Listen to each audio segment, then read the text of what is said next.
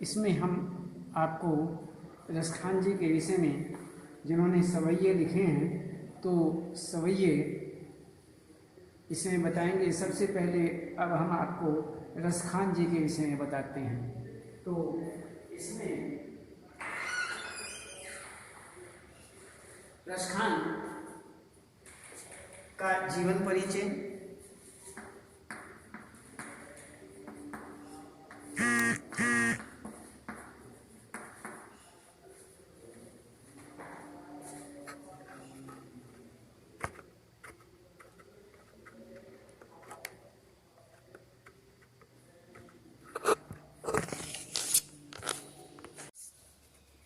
रसखान जी का जीवन परिचय आपको सबसे पहले बताएंगे। इसमें अब देखते हैं कि जीवन परिचय के अंतर्गत हम रसखान जी का जीवन,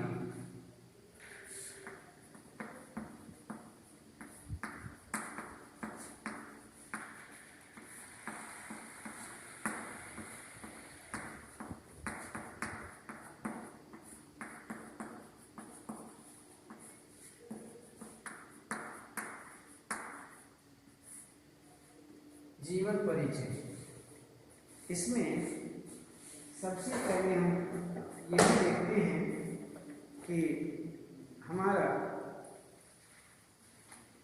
इसमें रसखान और इसमें अन्य कविताओं के प्रति उन्होंने जो भी यहाँ पर सवैये लिखे, उन सवैयों के अंतर्गत हम इसमें देखेंगे कि सूरदास जी के जीवन के विषय में सबसे पहले देखते हैं इनका जीवन परिचय। तो यहाँ पर जीवन परिचय के अंतर्गत अब हम देखते हैं, इसको देखिए कि कृष्ण भक्त जो रसखान थे वो कृष्ण भक्त थे। कृष्ण भक्त मुस्लिम कवियों में रसखान का स्थान जो माना जाता है वो सर्वश्रेष्ठ माना जाता है, सर्वश्रेष्ठ स्थान माना जाता है। और उनके जन्म वर्ष को लेकर के हम हर प्रकार से यहाँ पर यह देखते हैं कि यहाँ पर बहुत सारा विद्वानों में मतभेद माना जाता है, बहुत ज़्यादा मतभेद है यहाँ पर। कुछ उनका जन्म जो है वह 1533 ईस्वी में मानते हैं, 1533 ईस्वी में मानते हैं, और कुछ 1548 को, तो 1548 को, तो कुछ 1553 ईस्वी को मानते हैं। तो उनका जन्म दिल्ली के प्रतिष्ठित पठान परिवार में माना जाता है कि वे दिल्ली के कोई एक परिवार, प्रतिष्ठित पठान परिवार था, उसमें रसखान जी का जन्म हुआ। और उनका वास्तविक नाम सैयद इब्राहिम था, सैयद इब्राहिम। कृष्ण भक्ति के प्रभाव में आकर उन्होंने गोकुल में रहना शुरू कर दिया और फिर वे गोस्वामी विट्ठल नाथ जी के शिष्य बनकर वृंदावन चले गए। वृंदावन आ जाते हैं और हमेशा कृष्ण भक्ति में डूबे रहने के कारण लोग उन्हें रसखान कहने लगे। हर समय वो कृष्ण भक्ति में डूबे रहते थे, इसलिए उन्हें रसखान कहने लगे।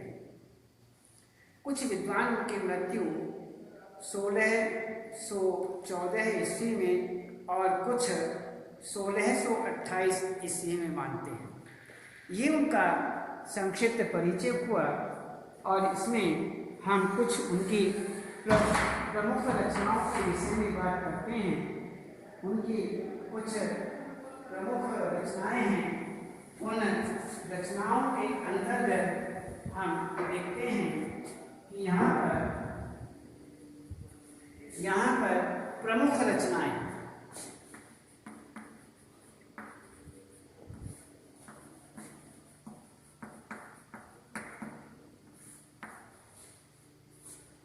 कविवर रसखान द्वारा रचित 2 ही ग्रंथ प्राप्त हैं, जो इस प्रकार है। कहते हैं जो कविवर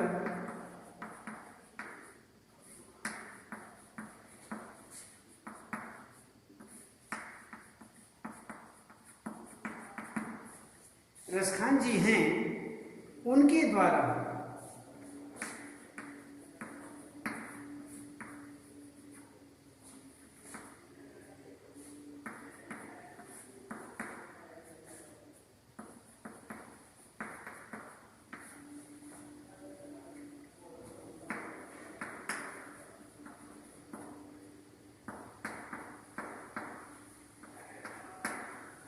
दो ही ग्रंथ प्राप्त हैं।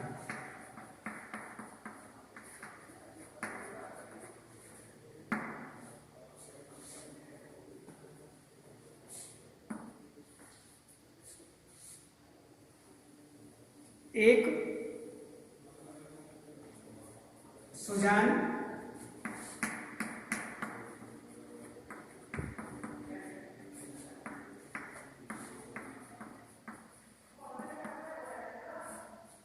दूसरा प्रेम वाटिका।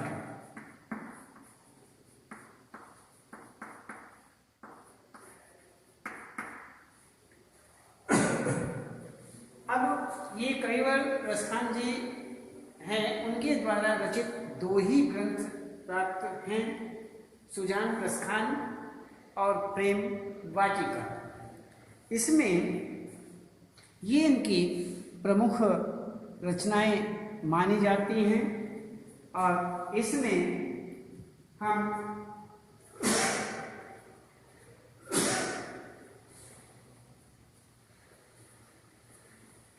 अब हम देखते हैं साहित्यिक विशेषताएं।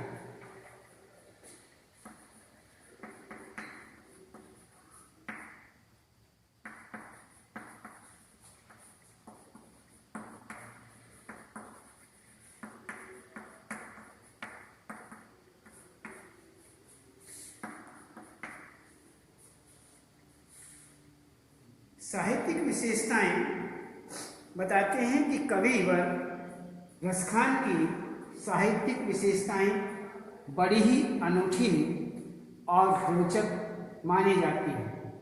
उनका लौकिक प्रेम साधु संतों की संगति में आकर के अलौकिक प्रेम में बदल गया था।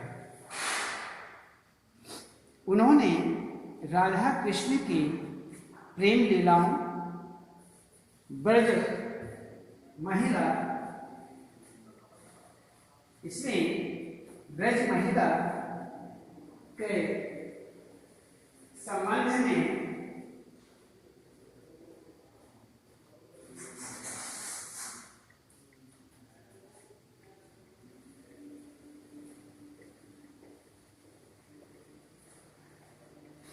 ब्रज महिला के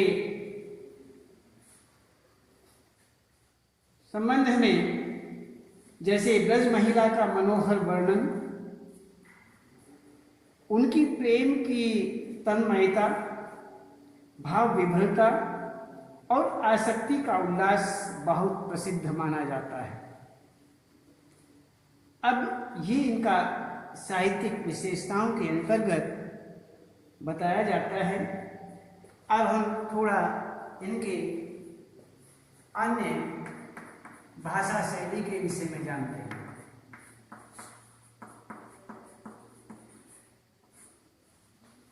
भाषा शैली रसखान के जन सामान्य की ब्रज भाषा, जन सामान्य की ब्रज भाषा का प्रयोग किया है।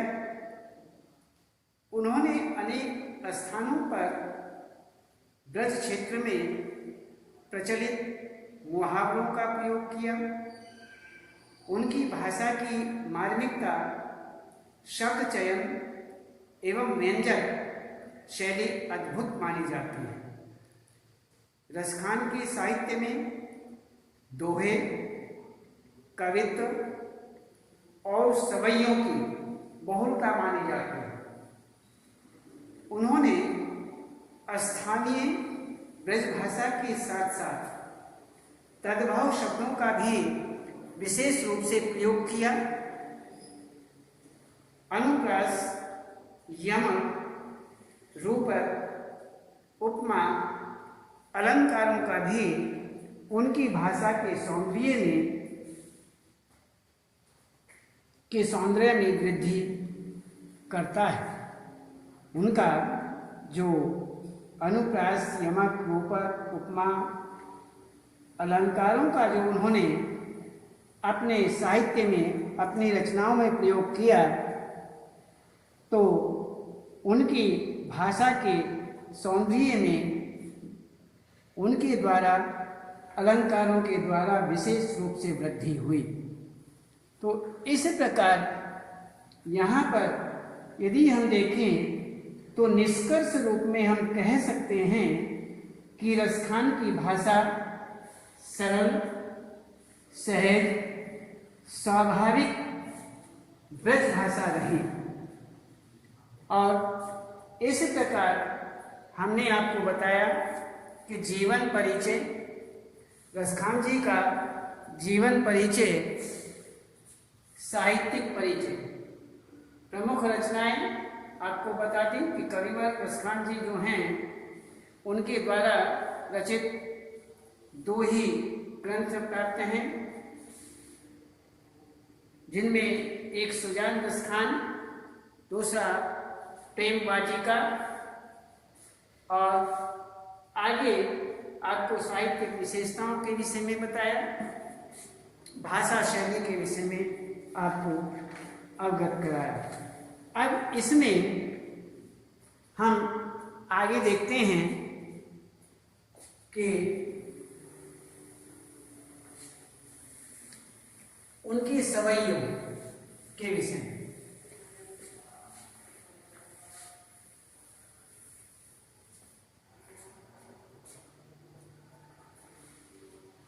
तो सवैये इसमें देखते हैं। सबसे पहले सवैये, रसखान, मानुष हो तो वही रसखानी, बसऊं ब्रज गोकुल गांव के गवारन, जो पशु हो तो कहाँ बसु मेरो, चरऊं नित नंद की धेनु मझारन, पाहन हो तो वही गिरी को, जो कियो हरि छत्र पुरंदर धारण, जो खग हो तो बसेरो करऊं, मिली कालिंदी फूल कदम्ब की डारन।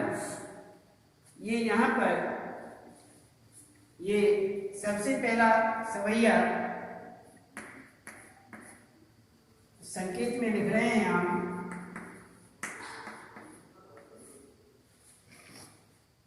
मानुष हो तो।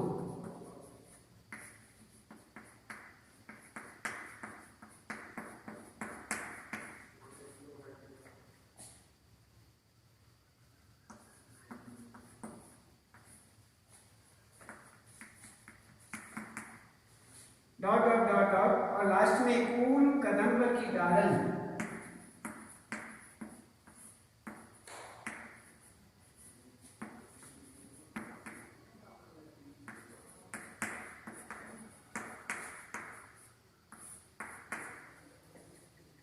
ये यहाँ पर आपको हमने बताया कि मानुष हो तो वही रसखानी, बसऊं ब्रज गोकुल गांव के गवारन, जो पशु हो तो कहाँ पशु मेरो, चरऊ नित नंद की धेनु मझारन। पाहन हो तो वही गिरी को, जो कियो हरि छत्र पुरंदर धारन, जो खग हो तो बसेरो करऊं, मिली कालिंदी कोड कदम्ब की डालन। तो इसी प्रकार से यहाँ पर ये सवैया, इसके विषय में देखते हैं कि मानुष यहाँ पर एक प्रसंग के रूप में हम सबसे पहले देखते हैं। हमें देखना चाहिए कि सबसे पहले इसमें हम एक संकेत करते हैं। संकेत सबसे पहले हमने संकेत किया, इसे हम संकेत बोलते हैं।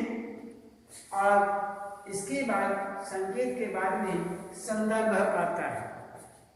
ये हुआ हमारा संकेत।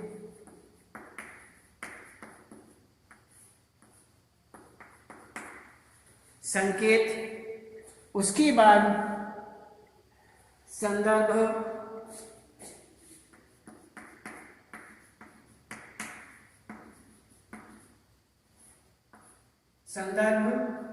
उसके बाद प्रसंग, और प्रसंग के बाद इसमें भावार्थ।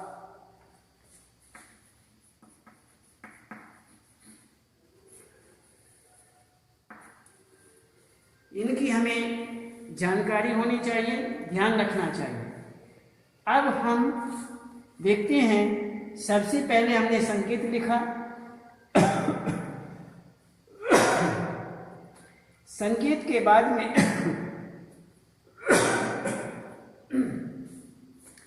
ये बताते हैं कि यह पद्यांश, यह काव्यांश हमारी पाठ्य पुस्तक, यह काव्यांश हमारी पाठ्य पुस्तक 31 भाग 1 के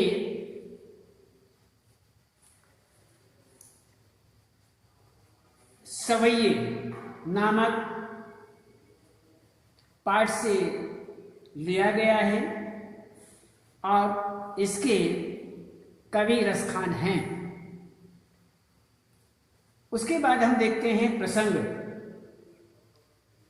प्रस्तुत सवैया हमारी पाठ्य पुस्तक 31 भाग 1 के अंतर्गत संकलित रसखान के सवैयों से उद्धृत है, लिया गया है। और इस सवैये में रसखान का कृष्ण के प्रति अनन्य प्रेम, कृष्ण के प्रति अनन्य प्रेम और ब्रजभूमि के प्रति तथा वहाँ की प्रत्येक वस्तु के प्रति अनुराग झलकता है। तो इसमें हम देखते हैं कि जो रसखान हैं, रसखान यहाँ पर कृष्ण भक्त माने जाते हैं। रसखान जो हैं वो कृष्ण भक्त हैं और कृष्ण भक्ति में वो एक प्रकार से उस स्थिति में जा चुके हैं कि वह अब हर प्रकार से यह चाहते हैं कि मैं कृष्ण के प्रयोग किए हुए स्थानों, पेड़ों, वृक्षों, स्थानों, नदियाँ और अन्य ग्वाले के रूप में, ग्वाल जहाँ गाय चराया करते थे उस स्थान पर, अर्थात पक्षियों के स्थान पर, तो इसमें हर प्रकार से वो कृष्ण के सानिध्य को चाहते हैं। कृष्ण के विषय में ये चाह रहे हैं कि किसी भी प्रकार से मैं कृष्ण के सानिध्य में रहूं, कृष्ण के नजदीक रहूं, किसी भी स्थिति में। तो वही यहाँ पर बताते हैं कि मानुष हो तो वही रसखानी। रसखान जी कहते हैं यदि मैं अगले जन्म में, ये आपको ज्ञात होना चाहिए कि जीवन जो है एक नहीं, बार बार जीवन लेना पड़ता है। तो इसमें हम अगले जन्म की बात कर रहे हैं। कहते हैं कि अगला जन्म यदि मेरा मनुष्य जाति में हो जाए, मनुष्य बन जाऊं, ये कहा नहीं जा सकता कि अगला जन्म किस योनि में होगा। तो ये रसखान जो हैं उसी विषय में कहते हैं कि हे ईश्वर, हे कृष्ण, यदि मेरा जन्म, अगला जन्म मनुष्य योनि में हो जाए तो मैं बसऊं ब्रज गोकुल गांव के गवारन, तो मैं ब्रज गोकुल गांव के जो ग्वाले हैं, ग्वालन हैं, उनके बीच में ही बसूं, उनके बीच में ही रहूं, उनके बीच में मेरा निवास हो, अर्थात मैं उनके ही साथ रहूं। तो आगे कहते हैं कि जो पशु हो तो कहाँ बसूं? कहते हैं यदि अगला जन्म मेरा पशु का बन जाए, पशु योनि में मेरा जन्म हो जाए, तो मेरो चरो नित नंद के धेनु मझारन, तो कोई बात नहीं, मैं यदि एक पशु के रूप में आता हूं तो मेरा, अर्थात मैं उन्हीं पशुओं के बीच में चरूं जो नंद की गौ में चरती हैं। जहाँ पर नंद की गायें जो हैं वो चरती हैं, उन्हीं के बीच में मैं चरा करूं, अर्थात उन्हीं के साथ रहूं। तो इसी प्रकार से आगे कहते हैं, यदि रसखान कहते हैं यदि मैं पत्थर के रूप में आ जाऊं, एक पत्थर बन जाऊं, पहाड़, तो पहाड़ हो तो वही गिरी हो। कहते हैं कि यदि मैं पत्थर का रूप धारण करता हूं, उस योनि में चला जाता हूं, तो मैं उसी ही गिरी, अर्थात उसी ही पहाड़ का पत्थर बनूं जो भगवान कृष्ण ने एक हरि छत्र पुरंदर धारण, यहाँ पर इंद्र का घमंड चूर करने के लिए वह पर्वत उठाया था। तो इसी प्रकार से यह उनकी एक इच्छा है। तो आगे कहते हैं यदि मैं न तो मनुष्य बनूं, न पशु बनूं, न पहाड़ का पत्थर बनूं, यदि मैं पक्षी बन जाऊं तो कहाँ चरा करूं? वो यही कहते हैं कि जौ खग हो तो बसेरो करऊं, यदि मैं पक्षी बन जाता हूं तो उसी ही कालिंदी नदी के तट पर, पुल पर जो कदम्ब का पेड़ है, जिस पर भगवान कृष्ण ने अपनी लीलाएं की हैं, उसी कदम्ब की डाल पर मैं बसा करूं, अर्थात वहीं पर रहूं। तो इस प्रकार से उनकी इस प्रकार की भावनाएं हैं, वो हर प्रकार से भगवान कृष्ण के सानिध्य में रहना चाहते हैं। तो कवि कृष्ण के प्रेम में इतने तल्लीन हैं कि उनकी इच्छा है कि यदि मैं मनुष्य के रूप में पुनः जन्म पाऊं तो ब्रज और गोकुल गांव के ग्वालों के बीच में ही रहूं। रसखान कहते हैं कि यदि मैं पशु के रूप में जन्म लूं तो नित्य नंद की गायों के बीच चरूं। रसखान की इच्छा बस इतनी है कि विधाता यदि मुझे पत्थर बनाए तो उसी ही गोवर्धन पर्वत का, जिसे ब्रज की रक्षा के लिए इंद्र के कारण कृष्ण ने छतरी की भांति उठा दिया था। रसखान की कामना है कि यदि मैं पक्षी बनूं तो मेरा बसेरा यमुना के तट पर स्थित वही कदम्ब वृक्ष हो जिसके नीचे खड़े होकर कृष्ण बंसी बजाते हैं। तात्पर्य यह है कि रसखान प्रत्येक स्थिति में कृष्ण के निकटतम सानिध्य प्राप्त करना चाहते हैं, अर्थात वो हर प्रकार से भगवान कृष्ण के नजदीक रहना चाहते हैं, उनसे अलग लेश मात्र भी नहीं रहना चाहते। तो ये इस सवैये का भावार्थ हुआ। अब हम इसमें थोड़ा देखते हैं विशेष, थोड़ा विशेष भी आ जाता है कि इसमें विशेषताएं क्या क्या है। तो विशेषताओं के अंतर्गत हम देखते हैं कवि की कृष्ण के प्रति यहाँ पर प्रेम और भक्ति की सम्मिलित अनुभूति इस पद के माध्यम से होती है। आगे कहते हैं यहाँ कवि का कृष्ण तथा उनसे संबंध, तत्वों के प्रति समर्पण भाव का व्यक्त हुआ है। और बसंऊ ब्रज गोकुल गांव नित्य नंद की धेनु मझालन कालिंदी कूल कदम्ब की, इन वाक्यांशों में अनुप्रास अलंकार है। सरल स्वाभाविक ब्रज भाषा का प्रयोग हुआ है और भाषा में माधुर्य गुण प्राप्त है, गुण है, व्याप्त है। तो इसमें हमने आपको आज जीवन, प्रस्खान जी का जीवन परिचय, साहित्यिक परिचय, प्रमुख रचनाएं आदि, भाषा शैली और अन्य सवैये के रूप में पहला संकेत मानुस हो तो वही ... कूल कदम की डालन नामक सवैये का संदर्भ, प्रसंग, भावार्थ, विशेष आदि आपको बताया। और आज इतना ही, और फिर आपको कल बताएंगे।